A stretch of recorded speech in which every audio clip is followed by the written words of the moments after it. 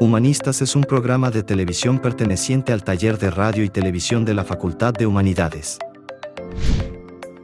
Te invitamos a que le des like a nuestro canal. No se olviden activar la campanita para recibir las notificaciones.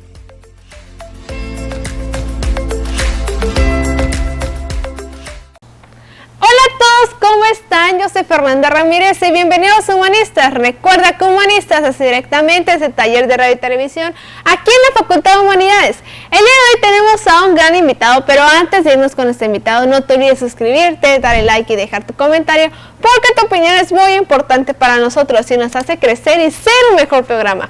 Ahora sí vamos con lo que te interesa. ¿Quién es el invitado? Él es profesor de tiempo completo definitivo por concurso de oposición en la Facultad de Humanidades desde 1994. Obtuvo el título de licenciado en bibliotecología por la Facultad de Filosofía y Letras de la Universidad Nacional Autónoma de México. Doctor en Educación con mención honorífica por el Instituto de Estudios Superiores de Chiapas. Ha publicado libros colectivos. Es director de la Red Estatal de Bibliotecas Públicas del Estado de Chiapas de 1996 al año 2000 y presidente del Consejo Nacional para Asuntos Bibliotecarios de las Instituciones de Educación Superior del país. Así que le damos la bienvenida al maestro Arturo Sánchez López. Maestro, bienvenido. Muchas gracias. Es un verdadero halago regresar a estos espacios universitarios en donde nací como profesor, la Facultad de Humanidades. Maestro, hay uno que otro de la familia humanista que quizá no lo conoce. Así que, ¿quién es el maestro Arturo Sánchez López? Sí, un servidor, Arturo Sánchez López. Yo llego a la Facultad de Humanidades como profesor de asignatura el 1 de septiembre de 1994. Llegaba yo a las 7 de la mañana y a las 9 salía yo de mi clase y me iba yo a la Red Estatal de Bibliotecas Públicas, en donde llegué a dirigirla hasta el año 2000. Precisamente es en el mes de diciembre de 1999 donde sale una convocatoria para ocupar plazas de profesor de tiempo completo, es decir, a través de los concursos de oposición, y decíamos que en ese año la Facultad de Humanidades únicamente tenía 4 licenciaturas. En la actualidad ya sabemos que tenemos más oferta educativa, pero en ese momento existía la licenciatura en Pedagogía, la licenciatura en Comunicación, la licenciatura en Letras y la licenciatura en Bibliotecología. Entonces, a partir de ese momento, me di cuenta que un servidor, que en ese momento, insisto, era profesor de asignatura, cumplía yo todos los requisitos para poder concursar en ese momento, y fue el 11 de enero del año 2000 en donde se lleva a cabo ese concurso de oposición. Nos inscribimos 3 compañeros, todos valiosos, y después de un proceso bastante interesante, logramos ganar ese espacio, y a partir del año 2000, por concurso de oposición, ocupamos la plaza de profesor de tiempo completo en esta Facultad de Humanidades. Ok, doctor, entonces usted ya lleva bastante tiempo aquí en la Facultad de Humanidades, desde 1994. Es correcto. Doctor, ¿cuál ha sido el cambio más notable que ha observado en el enfoque educativo en la Facultad de Humanidades? Pues yo veo muchas cosas bastante mejores que antes. No hay duda que una de ellas es la oferta educativa.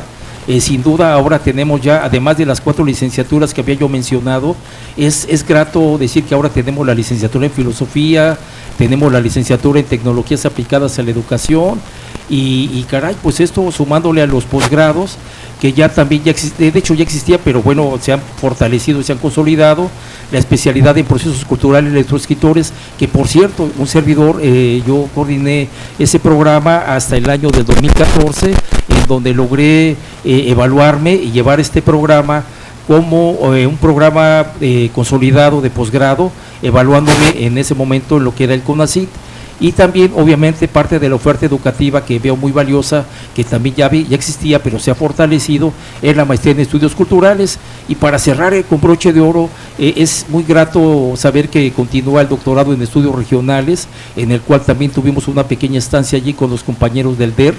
Y bueno, pues esto es parte de las cuestiones que me parece muy importantes que se están haciendo en la Facultad de Humanidades. Hay un equipo de administración central de esta unidad académica que me parece súper valioso. La verdad es que es una nueva generación de jóvenes académicos, académicas, que están al frente de la unidad académica, y eso me parece que son de las cosas que hay que resaltar y son muy valiosas en esta Facultad de Humanidades. Ok, doctor, vamos a dar unos pasitos para atrás. Doctor, ¿qué ¿qué fue lo que le motivó a ser licenciado en bibliotecología? O sea, ¿qué fue lo que usted dijo? Quiero estudiar esto, ¿fue su primera opción? Sí, fíjate que eso ya alguna vez lo platiqué con un amigo también en una entrevista allí en la Biblioteca Central Universitaria, Carlos Maciel Espinosa, que hasta hace poco estaba yo dirigiendo, y él justamente me hizo la misma pregunta, y yo le decía que yo me remitía a la niñez.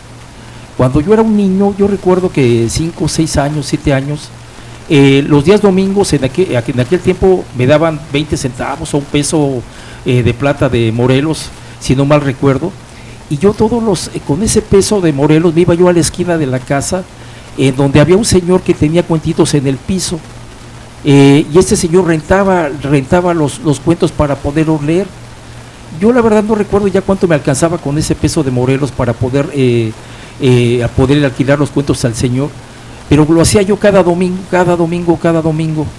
y obviamente llegó un momento en que el señor me dejaba ya, sin cobrarme, me dejaba leer todo lo que él tenía, toda la literatura que él tenía allí en el piso, en el suelo, y eso para mí creo que fue parte de lo que sembró en mí la semilla del acercamiento con los libros, con la lectura y con las bibliotecas. Obviamente después mi paso por la primaria, la secundaria, la preparatoria, yo debo de confesar que era un ratón de biblioteca, sin duda.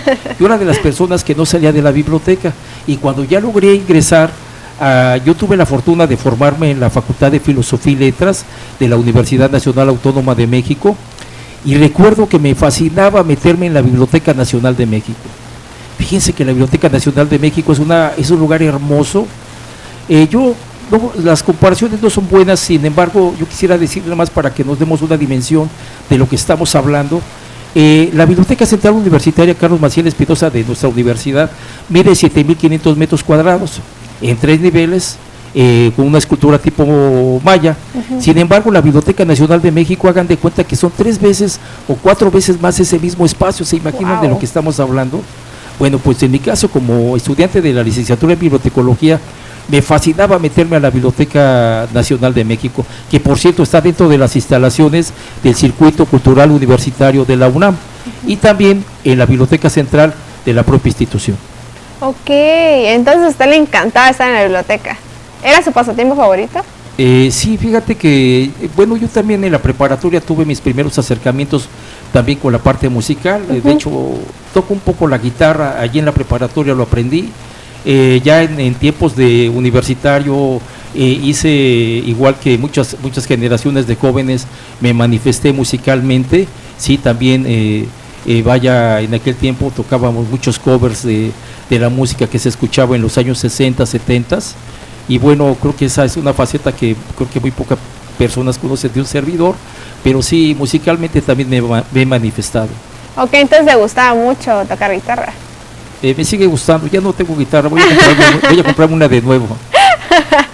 Ok, doctor. Doctor, al inicio mencionábamos que usted ha publicado en libros colectivos las nuevas tecnologías de información y comunicación aplicadas a la práctica docente. ¿Nos puede platicar un poquito sobre eso? Sí, cómo no. Fíjense que yo he tenido la enorme fortuna de compartir con compañeros y compañeras, profesores y profesoras muy valiosos de esta facultad, que a lo largo de la vida académica he conocido. Y precisamente ese libro que mencionas fue un libro colectivo que con mis compañeros de cuerpo académico. Hay que recordar que una parte de la política universitaria a nivel nacional de la Secretaría de Educación Pública Federal pide que las facultades, que las universidades formen con sus profesores y profesoras cuerpos académicos, y es gracias a esta figura que existe en esta facultad, en donde por cierto tenemos ya varios cuerpos académicos consolidados. Aquí tenemos, yo sin duda, y lo digo siempre que puedo, creo que la Facultad de Humanidades es de las mejores, si no es que la mejor facultad de la universidad, y lo digo con conocimiento de causa.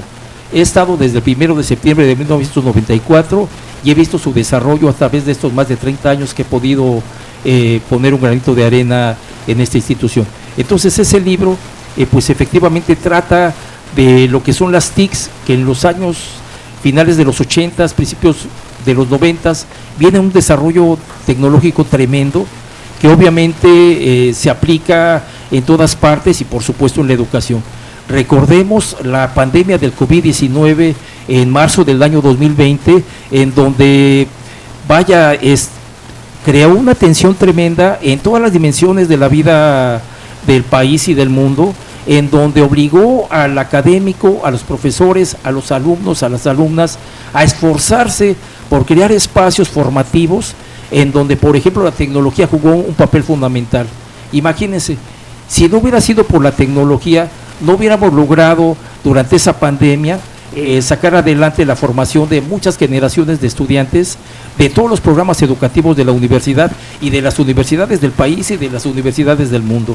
La tecnología sin duda ha llegado para quedarse. Ahora inclusive podemos estar hablando de la inteligencia artificial. Claro, claro. Y doctor, hablando de inteligencia artificial, ¿qué piensa de la inteligencia artificial? Pues yo creo que es una herramienta como todas las herramientas tecnológicas que deben de aprovecharse de manera positiva. Porque bueno, ahora yo me sorprendo de ver algunas aplicaciones que hay ya en inteligencia artificial, donde por ejemplo se pueden elaborar ensayos, en donde inclusive la propaganda de las propias aplicaciones dicen que indetectable por ejemplo, para el programa Turnitin. Y eso pues digo, es un poco tenso y delicado, porque imagínense si en las aulas, en lugar de que el alumno o la alumna se esfuerce por crear un ensayo propio, personal, creativo, constructivo, aplica la inteligencia artificial y entrega un ensayo que lo elaboró la aplicación, la inteligencia artificial, no el alumno, no la alumna, y eso creo que ya tiene que ver un poquito con la falta de ética y lo que sería la integridad académica. Es decir, ¿qué quiere decir estos dos conceptos? Son cuestiones fundamentales que tenemos que tener siempre presentes en las aulas. No importa si están en licenciatura, si están en una especialidad, si están en una maestría, si están en un doctorado. Es importante la integridad académica. Claro. Y yo creo que, insisto, la inteligencia artificial también ha llegado para quedarse, pero tenemos que usarla adecuadamente y con ética en la formación. Claro, claro. Doctor, ya tocando temas de tecnología, ¿qué piensa que ahorita ya los libros ya son digitales?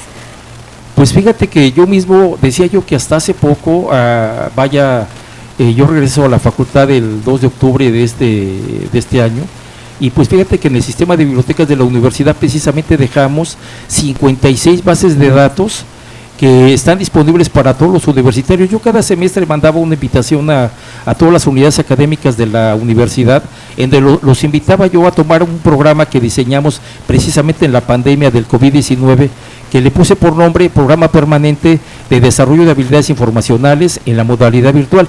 Y una de las herramientas que precisamente yo daba a conocer es una base de datos que fíjate que se llama El Libro.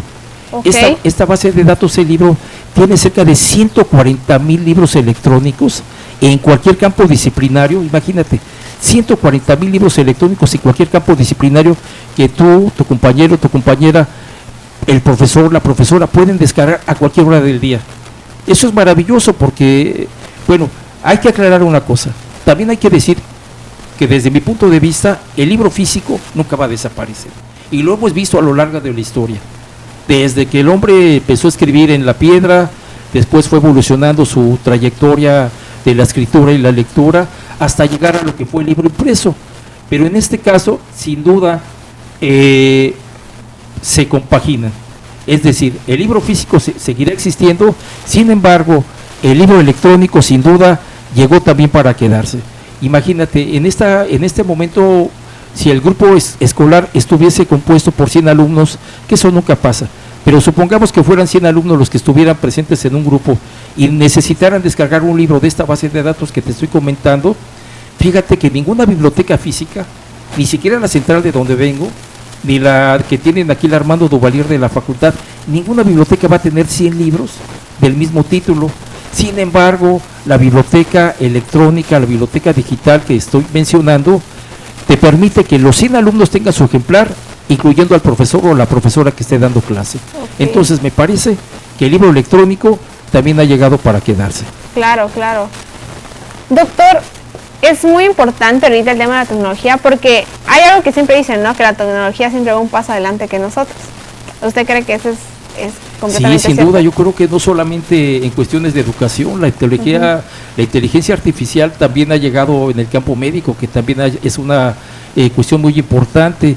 Yo creo que aquí hay dos cuestiones que yo regresaría, que hace un momento habían mencionado, Claro. que la inteligencia artificial, no importa el campo disciplinario en el cual se esté aplicando o se esté abordando, pero sí es importante que hagamos uso de esta inteligencia artificial con ética, es decir, con valores y también con la integridad académica en el caso de las universidades públicas y por qué no las privadas. Claro. Todo lo que significa la esfera y la dimensión de la educación en todos sus niveles educativos, desde el preescolar, la primaria, la secundaria, la preparatoria, el pregrado y el posgrado, tiene que haber integridad académica. Claro, claro. Doctor, durante su estancia de ser exdirector de la Red Estatal de Bibliotecas Públicas, usted gestionó abrir el Centro Cultural de Jaime Sabines y también dejó funcionando 300 bibliotecas. ¿Cómo fue toda esa organización? Porque no estamos hablando de 2 bibliotecas, sino estamos hablando de 300 bibliotecas públicas en el estado de Chiapas. Sí, fíjate que te agradezco esa pregunta porque justamente yo decía en la despedida que puse en una red social cuando dejé de ser el director del sistema de bibliotecas de la universidad, precisamente hacía yo mención que hay 2 sistemas de bibliotecas más grandes en el estado y uno de ellos, por supuesto, es el de nuestra universidad, pero el sistema de bibliotecas más grande del estado y del país son las bibliotecas públicas. Y yo tuve la fortuna, fíjense que en los años 90, yo empecé como jefe de oficina en la Red Estatal de Bibliotecas Públicas, después evolucionamos a jefe de departamento y para el año de diciembre del 96 ya era yo el director de bibliotecas públicas en el estado.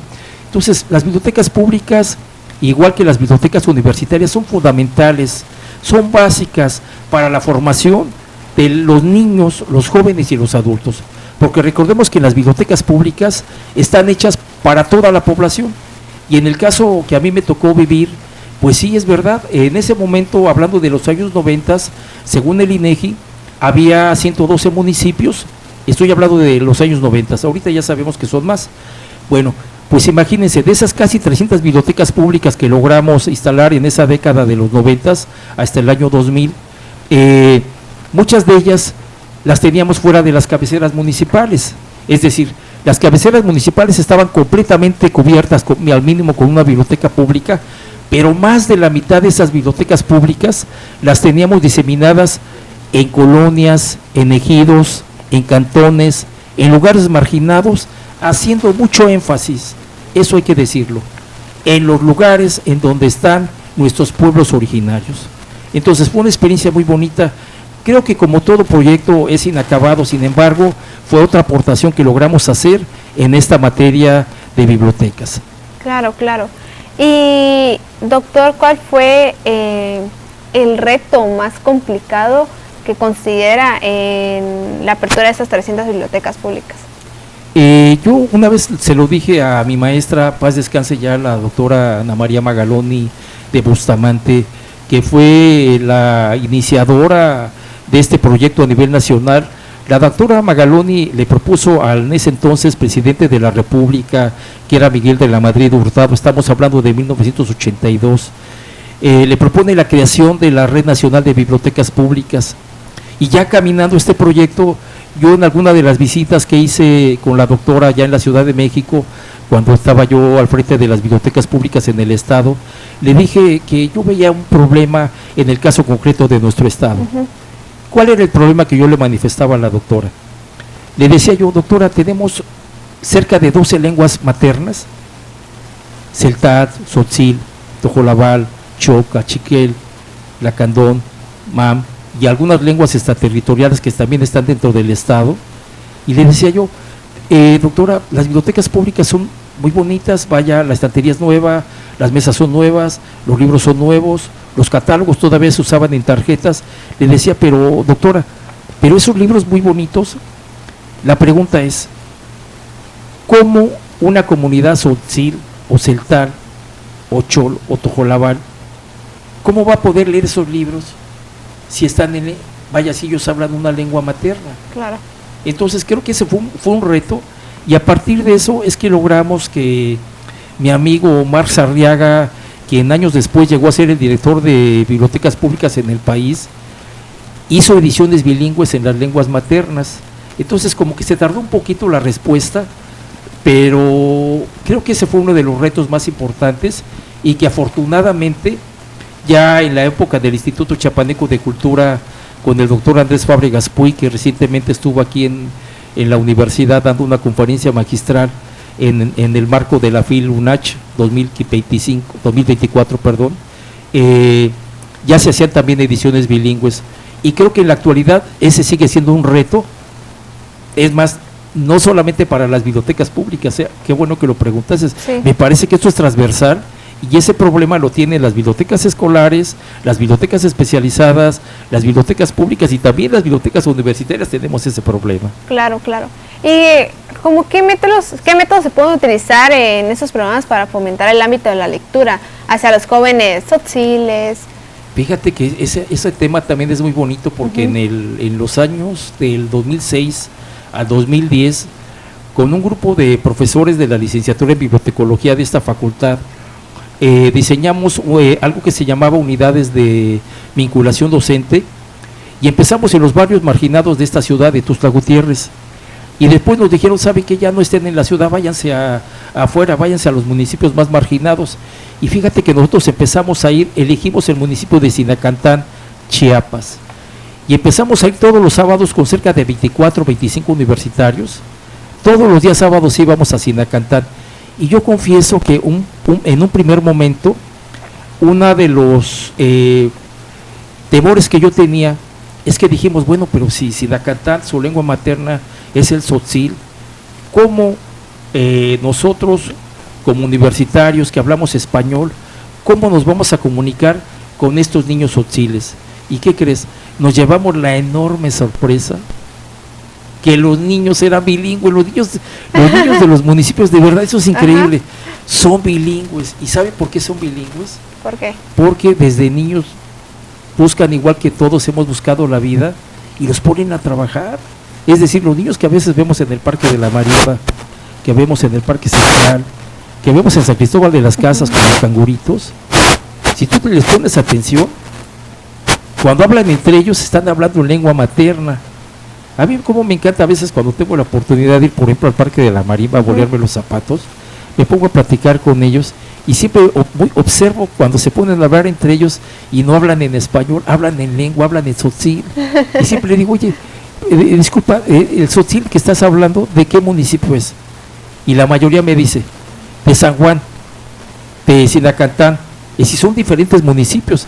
Entonces, te decía, resulta ser que ese problema lingüístico no era tal, no había problemas, podíamos comunicarnos perfectamente con los niños tzotziles, y esto lo hicimos durante 4 semestres, casi durante 2 años, que estuvimos yendo a este municipio a fomentar las prácticas lectoras con niños de estos pueblos originarios. Ok.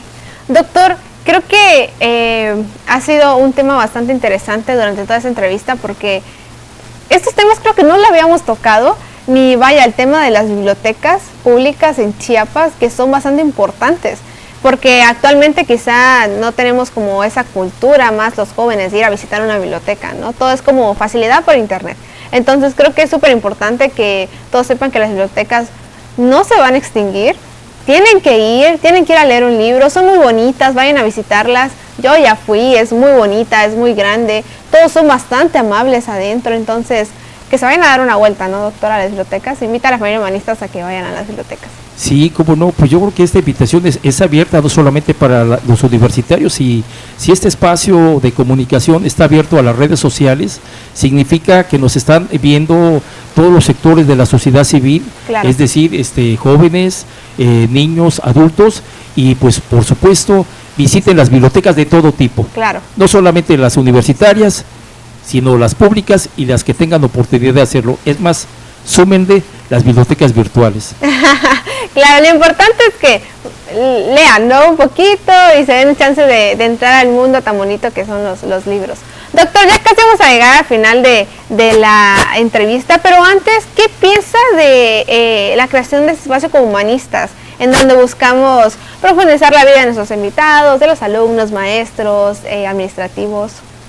Pues yo creo que hay que felicitarlos. La verdad es que Yo ya había observado algunos programas y gracias a la invitación del maestro Genaro, que tengo el gusto de conocerlo desde hace muchos años, me parece que es un espacio fundamental, es un espacio necesario para que la comunidad universitaria y la sociedad civil en su conjunto pues conozcan un poquito a los que somos miembros de esta maravillosa Facultad de Humanidades y también, por cierto, de esta Universidad Autónoma de Chiapas, que hoy está cumpliendo 50 años. La verdad es un verdadero honor, halago ser universitario. Así que felicidades por los que hacen este programa. Me parece que hay que felicitarlos y hay que seguir fortaleciendo y consolidando este programa. Doctor, muchísimas gracias por habernos acompañado. Fue un gusto tenerlo y que la familia Humanistas lo haya conocido más. Muchas gracias. Familia Humanistas, tristemente llegamos al final del programa, pero no te olvides suscribirte, darle like y dejar tu comentario, porque tu opinión es muy importante para nosotros y nos hace crecer y ser un mejor programa. Tampoco te olvides que Humanistas sale todos los martes a las 9 de la mañana, así que le picas a la campanita para que sean los primeros en vernos. Igual recuerda que yo solita no hago el programa, así que le agradezco al productor Genaro Torres y a las personas de producción, Karen Daniela, Doña Mari, Carlos Ibrahim, Juan Manuel Alfaro, Cristian Antonio Jiménez y Luis Cipriano. Yo soy Fernanda Ramírez y nos vemos en la próxima. Bye.